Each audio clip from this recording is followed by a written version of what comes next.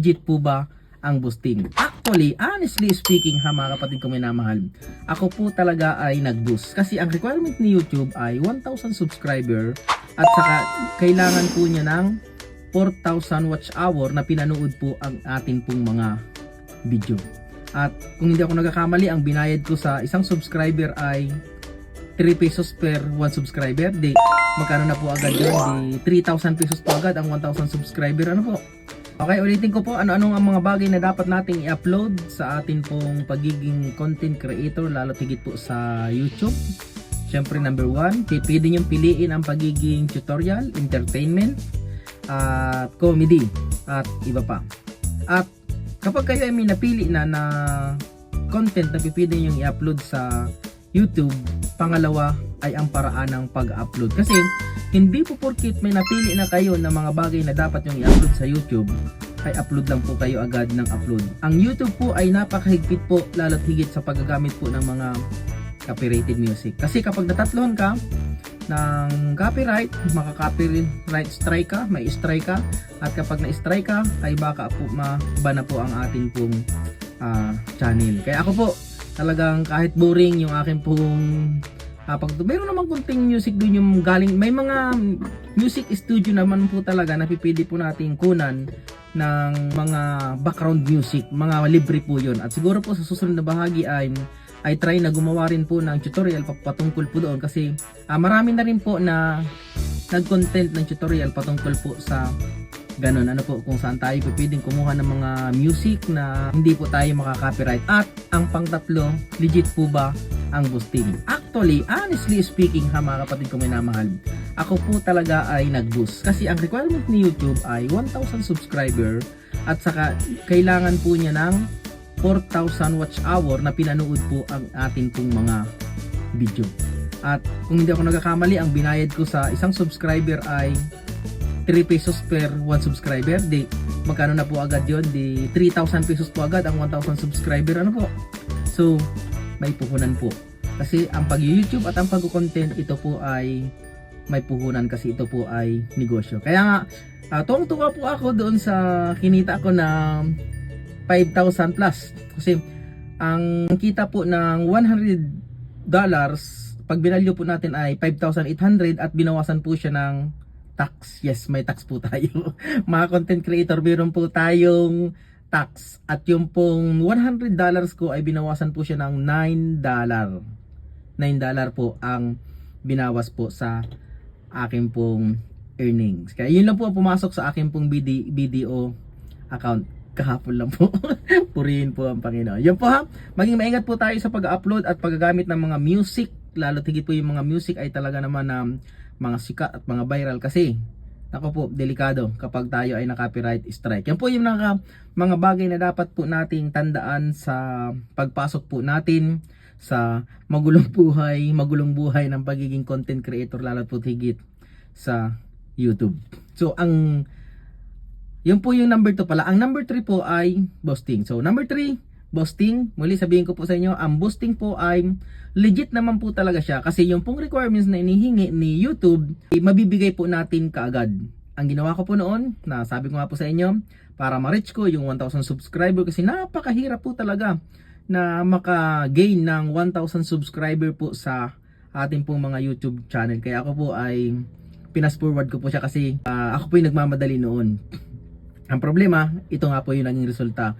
Siguro po pumalo din po ng 2,500 bago rin po ako. Nadagdagan din po ako ng 1,500 pa bago po ako na kumita ng YouTube. So, parang ano rin po, useless din po, kasi mas maganda po talaga dumaan po tayo sa tamang proseso. Galingan lang po natin sa content, kasi may algorithm naman po na tumitingin at nagmo-monitor ng ating po mga consistent na pag-upload po sa ating pong YouTube channel. Ganun din po yung watch hour ko. Gumawa po ako ng 1 hours video, pinaboost ko rin po ito para makapag-gain po ako ng 4,000 watch hour hanggang sa ako po ay ma-monetize. Ano po? So, kapag ba tayo ay na-monetize na, kikita na ba? Wala pa po. Sabi ko nga po sa inyo, 8 years from now, 8 years simula nung ako ay maging content creator, ay Ngayon lang po ako sumahod sa YouTube. Ngayon lang po ako kumita sa YouTube. Ano po?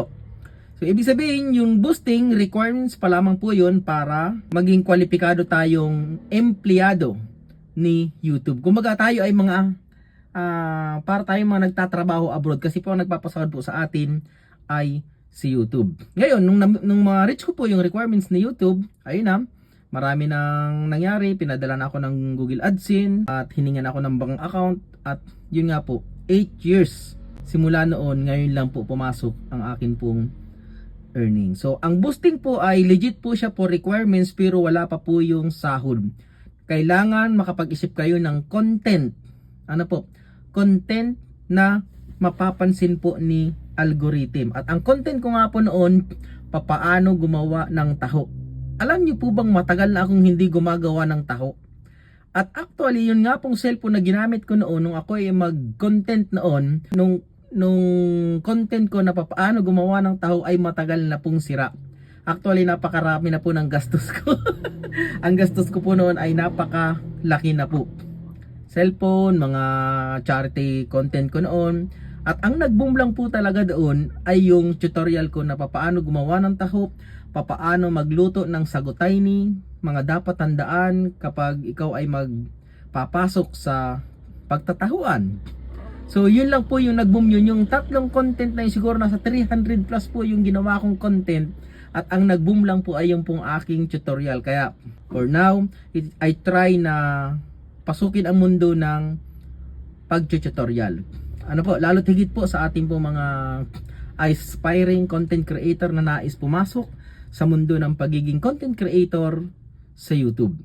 Ang kagandahan naman po kasi sa YouTube ay kapag kayo po ay nagkaroon ng earnings, tuloy-tuloy na po ito at ito po ay hindi na po nawawala.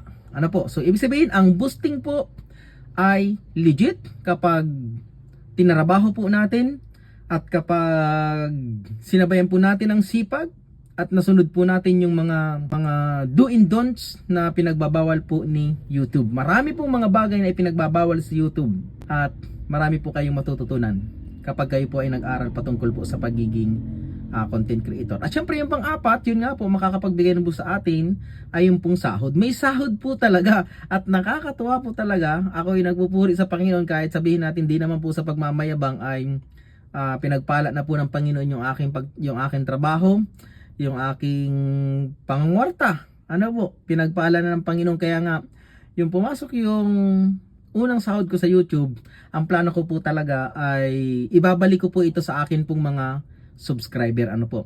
Okay, ulitin ko po. Ang apat na dapat pong tandaan kapag tayo ay papasok sa mundo ng pagko-content ay unang-una, syempre, ang napakahalaga, ano ang content mo? Ano ang mga bagay na i-upload mo sa YouTube? At sabi ko, yun lang po. Sa mga bago pa lang po sa channel na ito, I would like to encourage everyone na suportahan po natin ang bawat isa. At kung kayo po ay na-bless, paki-subscribe po at paki-like naman po ng atin pong channel. At napakahalaga po sa akin ang inyo pong mga komento patungkol po sa content na ito.